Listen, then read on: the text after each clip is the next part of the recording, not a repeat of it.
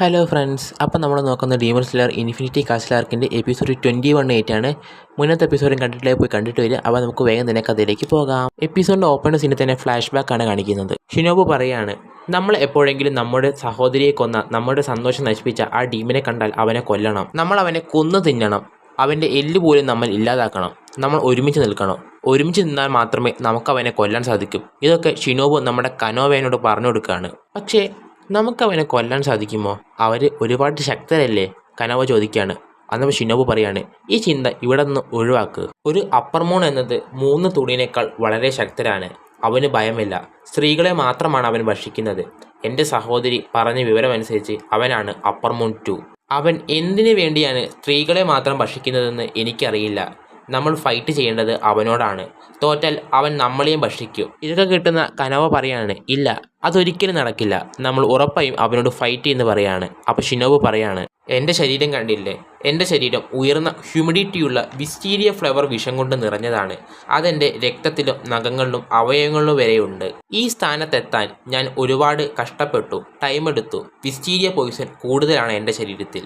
ഈ പോയിസൺ ഒരു അപ്പർ മൂണിന് ബാധിക്കുമോ എന്ന് പോലും എനിക്കറിയില്ല. ഭാവിയിൽ എനിക്കെന്തെങ്കിലും സംഭവിക്കുമോ എന്നെനിക്കറിയില്ല. ഈ ഭൂതം എന്നെ ഭക്ഷിച്ചാൽ ആ ഭൂതം ഒരു വിഷമായി മാറും. എൻ്റെ വാളിൽ 50 മില്ലി വരെ പോയിസൺ ഉണ്ട്. ഇത് വളരെ മാരകമാണ്. എൻ്റെ ശരീരത്തിൻ്റെ 37 കിലോഗ്രാം വരെ പോയിസണാണ്. എൻ്റെ ശരീരത്തിൽ വിഷമുണ്ടോ എന്ന് ആർക്കും അറിയില്ല. ഇതൊക്കെ ഷിനോബു കനോവയോട് പറഞ്ഞു കൊടുക്കുന്നത് കനോവ മനസ്സിൽ നിന്ന് ഓർത്തെടുക്കുകയാണ് ഓരോരോ കാര്യങ്ങൾ. അപ്പോൾ തന്നെയാണ് നമ്മൾ ഡോമേനെ കാണിക്കുന്നത്. അവനാകെ തളർന്നു പോയിട്ടുണ്ട്. ഞാൻ കഴിഞ്ഞ എപ്പിസോഡിൽ ചെറിയ മിസ്റ്റേക്ക് പറ്റിയിട്ടുണ്ട്. അത് ഷിനോബുവിനെ കഴിച്ചിട്ടാണ് ഡോമ ഇങ്ങനെ പോയിസൺ എഫക്റ്റ് ആയത്, അല്ലാതെ കനോവ വെട്ടിയിട്ടല്ല. അത് എൻ്റെ മിസ്റ്റേക്കാണ്. അപ്പം നിങ്ങളെല്ലാവരും ക്ഷമിക്കുക. അപ്പം തന്നെ നമ്മുടെ ഡോമ അവിടെ ബോധം കെട്ട് വീഴുകയാണ്. അതായത് ഡോമ ബോധം കെട്ട് വീണതല്ല, ഡോമയ്ക്ക് വയ്യാണ്ടായി. ഡോമേൻ്റെ ഒരു കൈ തന്നെ അവിടുന്ന് മുറിഞ്ഞു പോവുകയാണ്. അപ്പോൾ തന്നെ കനവ പറയുന്നുണ്ട്, ഇത് മാസ്റ്ററുടെ പോയിസണാണ്. ഇത് അവൻ്റെ ബോഡിയെ അഫക്റ്റ് ചെയ്യുന്നുണ്ട്.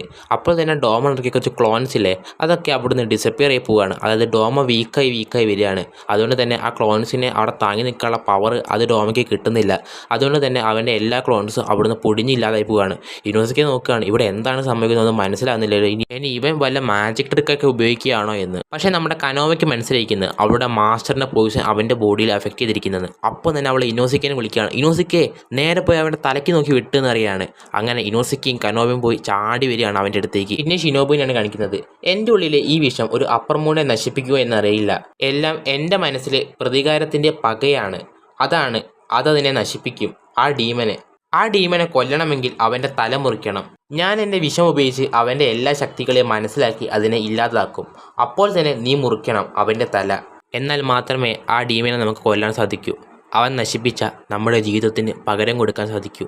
അവനെ നമുക്ക് ഉറപ്പായും കൊല്ലണം കനോവ. പിന്നെ കാണിക്കുന്നത് വീണ്ടും ഫൈറ്റ് സീനിലേക്കാണ്. നിങ്ങളുടെ ജീവിതം ഒരു പാഴായി പോകാൻ ഞാൻ അനുവദിക്കില്ല ഷിനോബു സാൻ എന്ന് പറഞ്ഞിട്ട് അവൾ അവളുടെ സോഡ് എടുത്തിട്ട് നേരെ അവനെ വെട്ടാൻ പോവുകയാണ്. അതായത് ഡോമ ഫ്രീ ആയിട്ട് നിൽക്കുകയാണ്. ഇവർ രണ്ടാളും ഓടി വരുന്നത് നമ്മുടെ ഡോമ കാണുന്നുണ്ട്. ഡോമ അവൻ്റെ ഫാൻ എടുത്തിട്ട് അടുത്തൊരു അറ്റാക്കിന് വേണ്ടി തയ്യാറായി നിൽക്കുകയാണ്. പക്ഷേ ഡോമയ്ക്ക് തീരെ വയ്യ. അവനൊരു കൈ വരെ പോയിട്ടുണ്ട്. ഇനോസക്കി ആണെങ്കിൽ, എടാ ഞാൻ നിന്നെ കൊല്ലുന്നിട്ട് ചാടി വെട്ടാൻ പോവുകയാണ്. അപ്പം തന്നെ ഡോമ അവൻ്റെ ഫാൻ്റെ യൂസ് ചെയ്തിട്ട് ഒരു പുതിയ ടെക്നിക്ക്, അതായത് അവൻ്റെ ബ്ലഡ് ഡീമൻ ആർട്ടിൻ്റെ ഫൈനൽ ഫോം യൂസ് ചെയ്യാണ്.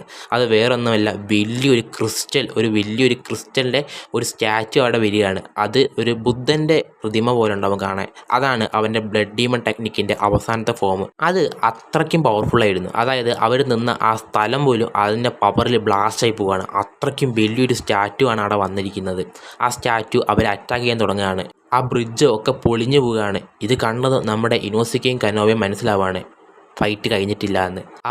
ആ വലിയ സ്റ്റാച്ചു ആ ബ്രിഡ്ജൊക്കെ അടിച്ചു പൊട്ടിക്കുകയാണ്. ഈ ഫൈറ്റിൽ, ഈ ഫോഴ്സിൽ ഇനോസിക്കയും കനോവയും തെറിച്ചു പോവുകയാണ്. ഒരു മനസ്സ് ചിന്തിക്കുന്നുണ്ട്, ഇത് ഗോൾഡ് ലെവൽ പവറുള്ള എന്തോ ഒരു സാധനമാണ്. ഇതിന് ഭയങ്കര സ്ട്രെങ്ത് ഉണ്ട്.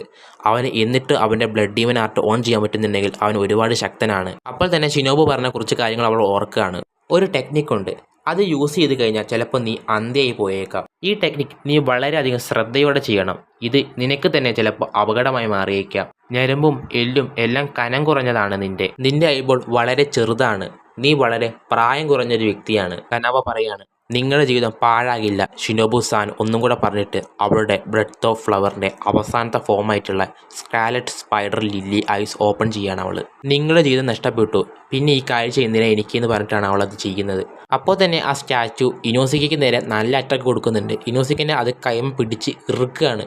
ഇനോസിക്ക ഇപ്പം മരിക്കും നേരെ കണ്ടീഷനിലെത്തുകയാണ്. അപ്പോഴാണ് കനോവ അങ്ങോട്ട് ഓടി വരുന്നത്. എനിക്കതിനെ നശിപ്പിക്കാൻ സാധിക്കും, എൻ്റെ കണ്ണിൽ കൂടുതൽ പ്രഷർ കൊടുത്താൽ മാത്രം എന്ന് പറഞ്ഞിട്ട് അവളുടെ സോഡെടുത്ത് കറക്കുകയാണ്. അപ്പം തന്നെ ആ സ്റ്റാച്ചുവിൻ്റെ കൈയൊക്കെ മുറിഞ്ഞു പോവുകയാണ്. എന്നിട്ട് അവൾ നേരെ ഡോമയുടെ കഴുത്തിന് നേരെ ചെല്ലുകയാണ്. പക്ഷേ ഡോമ അവൻ്റെ ഫാൻ യൂസ് ചെയ്തിട്ട് അവളെ അറ്റാക്ക് പ്രിവെൻറ്റ് ചെയ്യുന്നുണ്ട് പഴയതുപോലെ തന്നെ.